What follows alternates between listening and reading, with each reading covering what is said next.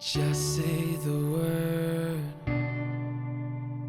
we'll take on the world. Just say you're hurt, we'll face the worst. What are the most common challenges that you see these Canadian students kind of facing? So there's a lot of challenges that they face. I think starting from, they're very mobile, so they move around a lot. That tends to impact their attendance. There's a lot of different places, so they have to adjust to every place that they move to. It's hard to focus in school when you don't know where you're going to sleep that night, or if you're hungry throughout the day. There's just a lot of challenges that they face on a daily basis. And how does student support services or the school district in general provide support to help them kind of overcome these challenges? So in California, everybody has free lunch. However, because they're so mobile, there's a lot of attendance issues that come along with their unstable situation. So that's not always addressed, but we do have 3 new community closets now within the district, throughout the district, and we have non-perishable food items. We do have sometimes gift cards that are donated to the district that we provide to the students. As far as them getting to school, we do provide them with bus passes. Are there any common gaps in services that you wish were addressed better or in a different way than they currently are? I feel like more so for the older kiddos, like the ones in high school, some of them have to work because they need to provide for their family. We've had students that help pay for rent or food or both because parents don't make enough money, so they're forced to work to be able to provide their basic necessities for them and their family.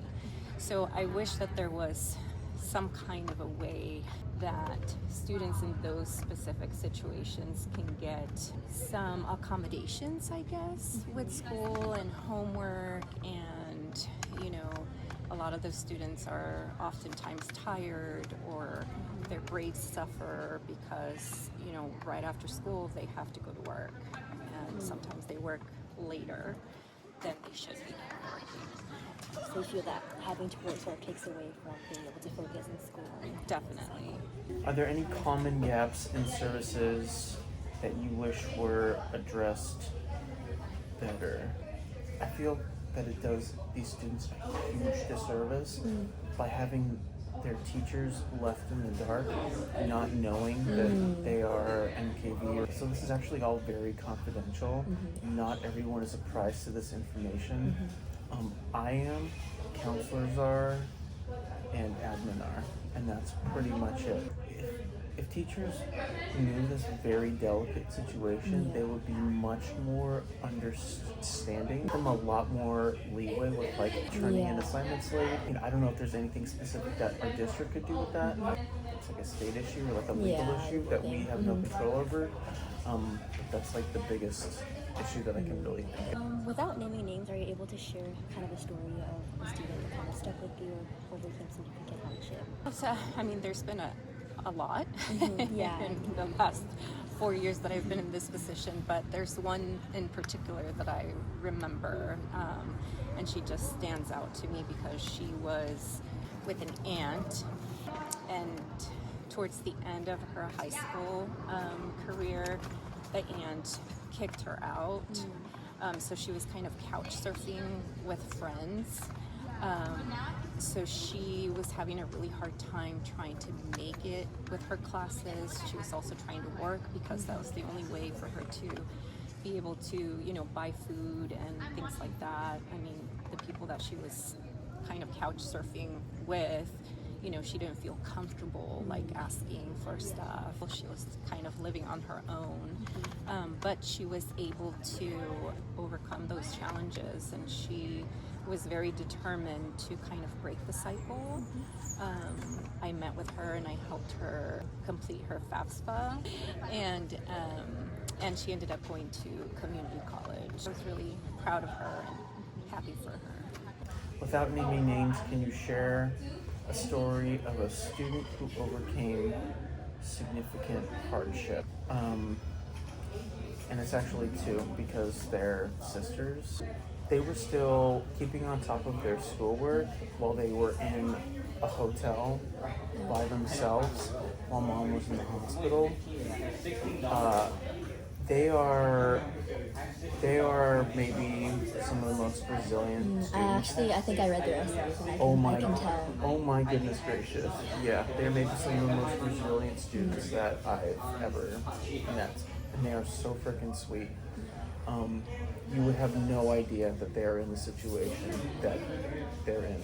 Anyway, last year was the first year we had a student that actually got the award.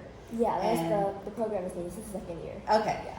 And so it was so exciting. So he really persevered through all that. And then it was the end of the year, and then he started talking about college. And I said, hey, there's this scholarship you're eligible to apply for. To see him excited about school when he first started, he was just really like head down, and and then he was like, he said he was coming the next day, and he showed up the next day, and he filled up, and then he got the award. So he was so proud that we had somebody came and awarded it to him. He had to take the night off of work to come, but I was like, you have to come. So it was a really nice night. And that's kind of, I guess, the point of like beyond financials, kind of just show these students that we're next to you, we're here, we believe in you. And I feel like that's really important beyond just the financial. Yeah, I do feel like there's this wasn't a question, but sometimes there's like a stigma attached with unhoused people or students that are in a financial situation.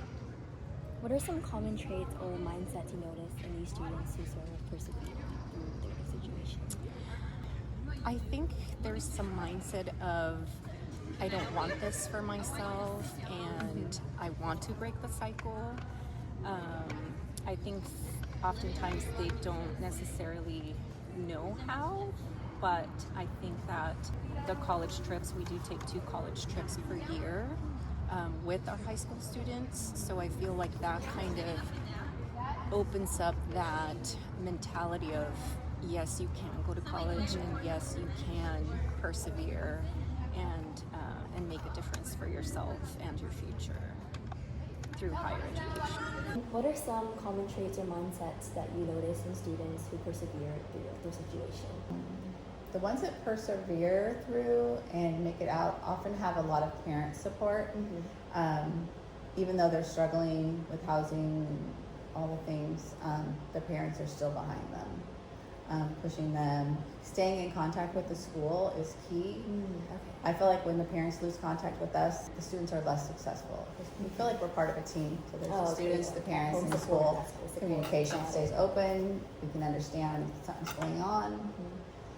Share it with the teachers so they understand. Instead of just a kid not showing up, we don't know what happened. Yeah. What are some common traits or mindsets you notice in students who persevere through homelessness? They're still putting their best foot forward here whenever they can. This is an escape. Like when they come to school, when they are able to come to school, it's an escape from their actual reality, I think. A lot of these kids are involved in sports too, and I think that like that outlet is really, really good for them. And what do you wish more people understood about these students, or like if there's something that's not being kind of not really talked about, or something that you wish was kind of a light that was shed on their situation?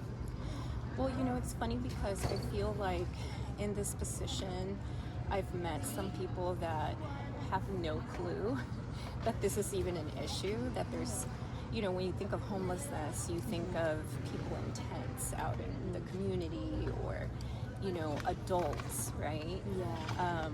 But not necessarily children. And there are so many students that are in these types of unstable situations.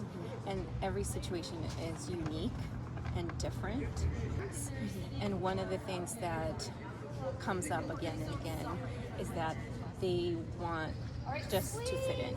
They want to be like everybody else, right? And they don't want their peers to know. How often do you meet or work with each student? So try and meet at least once a month.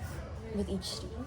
Yeah, and one of these kids is actually autistic, blind, and deaf. So I speak to the teacher and I speak to the parents. Really, like, let me know what's going on with him. And what is he doing mowing? What does he enjoy? Things like that.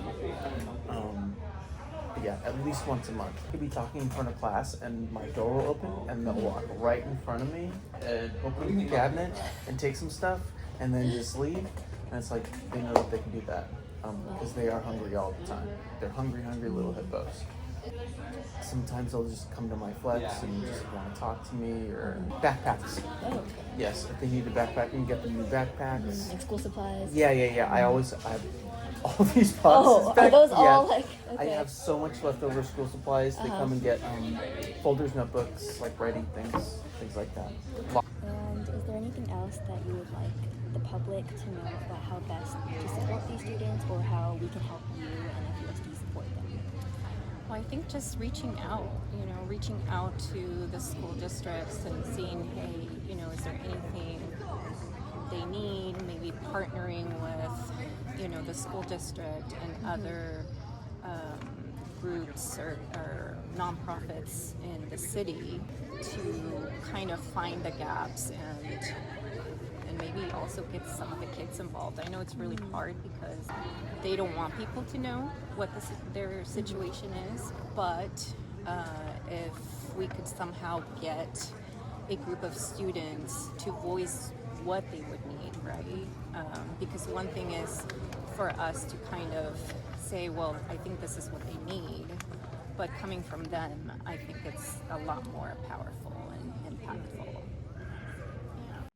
And just say the word. Take on the world. And just say you're hurt. We'll face the world.